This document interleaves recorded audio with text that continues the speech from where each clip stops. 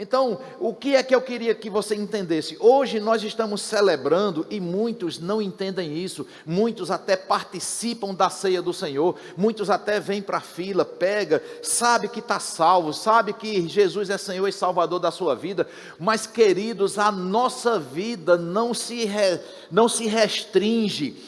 O propósito nosso aqui na terra não é simplesmente ter um dia que você vai se encontrar com Jesus, que você vai decidir em vida, dizer: Jesus Cristo, eu reconheço que você veio aqui na terra para poder aniquilar, para poder anular o pecado que estava na humanidade. Você veio de forma humana, porque era a forma legal de Deus eliminar, de Deus exterminar o pecado, também era num corpo humano.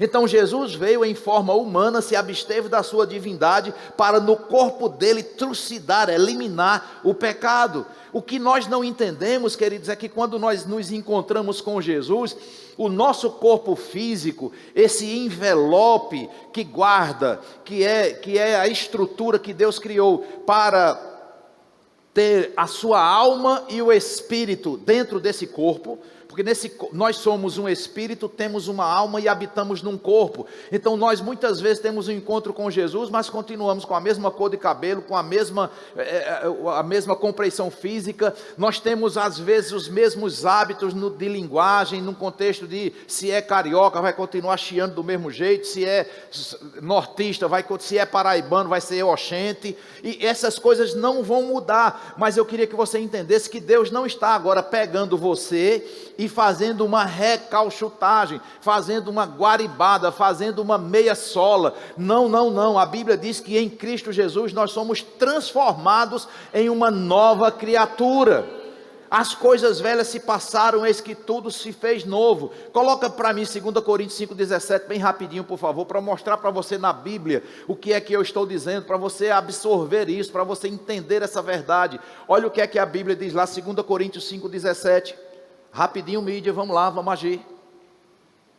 Nós temos um compromisso com o horário.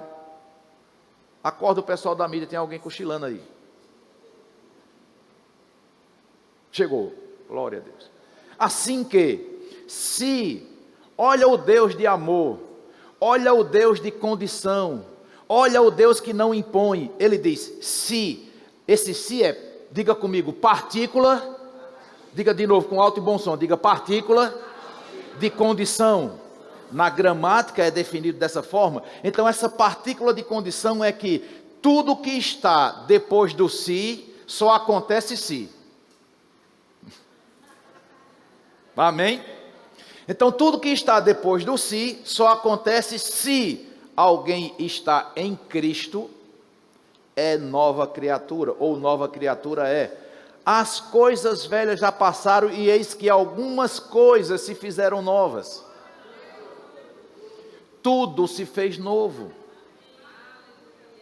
Então isso aqui, queridos, é uma oportunidade que Deus nos dá. Ele limpa o nosso passado, Ele limpa a nossa conta e nos dá uma vida nova. Só que nessa vida nova, aquilo que você faz para entrar em Cristo, que apaga tudo de passado. Tem pessoas que carregam culpas, condenações, lá na inocência, ou lá na falta de conhecimento, na falta de temor ao Senhor. Às vezes foi alguém que teve uma gravidez indesejada, abortou. Você já imaginou a condenação, se não tiver entendimento de que em Cristo isso já foi passado, que foi perdoado em Cristo Jesus? Mas na mente humana, do carrasco, daquele que não entende o amor de Deus, diz assim, não, um mal como esse não tem perdão não.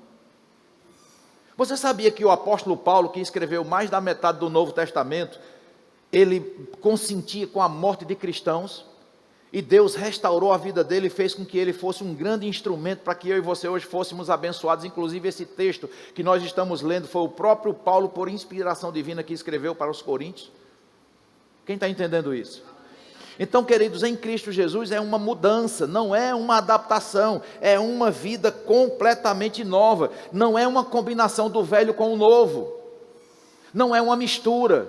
E o problema é porque muitos de nós não nos vemos assim, não decidimos acreditar que em Cristo somos novas criaturas. Se eu não acredito, eu não me esforço para viver isso. Esse é o grande problema. Agora, se eu acredito, aí a Bíblia diz que tem uma graça da parte de Deus que me assiste na minha incapacidade de produzir resultado. É aí onde entra a fé, é onde entra a ação correspondente com aquilo que Jesus fez por mim. Quem está entendendo isso? Então, na hora que eu acredito, na hora que, por exemplo, na hora de um estresse, eu chamava um palavrão, eu maltratava pessoas, e por mais que eu me esforçasse, rapaz, eu não consigo, sai, porque é a minha natureza, é de família, é porque nós somos sanguinários mesmo, aqui a gente é tudo sangue no olho. Mas aí quando você se converte, quando você entrega a sua vida para Jesus, tem uma experiência, uma oportunidade negativa, e quando você vem, aí você inconscientemente, mesmo que inconsciente, você já percebe que há um espaço de tempo entre a sua reação, porque agora algo diferente habita dentro de nós. Você já... E eu quero contar a minha experiência aqui, que eu já contei, alguns já sabem, os mais antigos aqui. E sabe, queridos, eu não tenho vergonha de dizer isso, porque isso exalta o Senhor.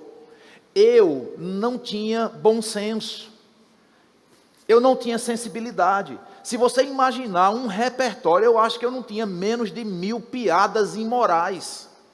As piadas que eu contava eram indecentes, inadequadas para qualquer ambiente, mas eu me sentia valorizado com aquilo. As pessoas riam, outros ficavam vermelhos, outros se constrangiam, mas eu não tinha nem noção do ambiente. Podia ter criança, podia ter adulto, quando menos esperava eu contava uma piada. E eu não sei se você já viveu isso ou experimentou pessoas que têm essa habilidade, que parece esse trem da Vale, 550 vagões, é um atrás do outro. Aí conta uma, parece que já engatou outra piada na história, uma piada lembra outra, e se deixar você passa a noite toda. E sabe, queridos, eu não me esforcei. Quando eu entreguei minha vida para Jesus, na primeira oportunidade que eu tive de contar uma piada imoral, sabe como um estampido de um revólver que fica zunindo no ouvido, pã! E aquilo voltou para mim. Antigamente eu não ouvia aquilo não reverberava para mim, na intensidade, da gravidade das palavras que saíam. E na hora que eu fui contar uma piada imoral, queridos, eu me constrangi, eu digo, eu não acredito que saiu da minha boca não. E é isso que é maravilhoso, uma vida em Deus, porque é Ele que nos muda, não é imposição. Pessoas chegam para mim e dizem assim, pastor, eu só não me entrego mesmo para a igreja porque eu ainda bebo. Eu digo, e quem disse a você que é proibido você chegar e beber e ir para a igreja? Ué, que igreja é essa? É a igreja de Cristo. É a igreja que aceita você como você está, mas vai transformar a tua vida pelo poder da palavra. Você já pensou que na voz ou no entendimento de muitas pessoas nós somos super poderosos, os pastores, né? Porque as pessoas entram fumando e a gente faz elas deixarem de fumar. Elas entram bebendo, a gente faz elas deixarem de beber. Elas entram com um vocabulário que não é adequado e a gente muda o vocabulário dessas pessoas. Não, engano, a gente não tem o poder de fazer isso. Eu não estou com você 24 horas, eu não controlo sobre sua vida. Agora, a palavra de Deus poderosa que é ministrada através da nossa boca, muda a tua vida. Porque faz você repensar, faz você refletir sobre os reais valores da vida. E isso, queridos, não tem riqueza maior do que tirar você da ignorância. Porque a própria palavra de Deus diz que o povo de Deus, o povo perece. O povo sofre, não é porque o diabo é poderoso, não é porque o mundo é cruel. A Bíblia diz que o mundo perece porque lhes falta o conhecimento.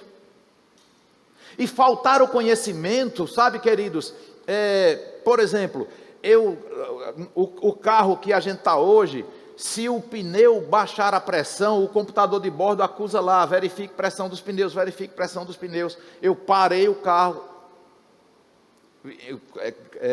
calibrei os 4 pneus, e mesmo assim ficou lá, veja pressão dos pneus, veja pressão dos pneus, e eu fiquei sem entender, aí eu fui na internet, no YouTube, baixei um tutorial lá da marca do carro, e mostrei, aí rapidinho alguém colocou lá, você tem que ir no computador de bordo, verificar lá, controle do carro, aí carro, pressão de pneus, regulariza, aí você dá lá, zera, comando, pô, apagou a luz. Sabe que aquele conhecimento que eu tive que buscar atrás, sabe onde ele estava? No cofre do carro, no manual. Me faltava, mas estava disponível. Quem está entendendo? Então, o fato de faltar não é que não está disponível. Nós não seremos tomados por inocente, por dizer, mas é porque eu não sabia. Deus te trouxe aqui para abrir os teus olhos, para fazer você entender que existe um Deus que te ama, que te cuida. Você não é obra do acaso, você não está aqui sem propósito nessa terra. Amém?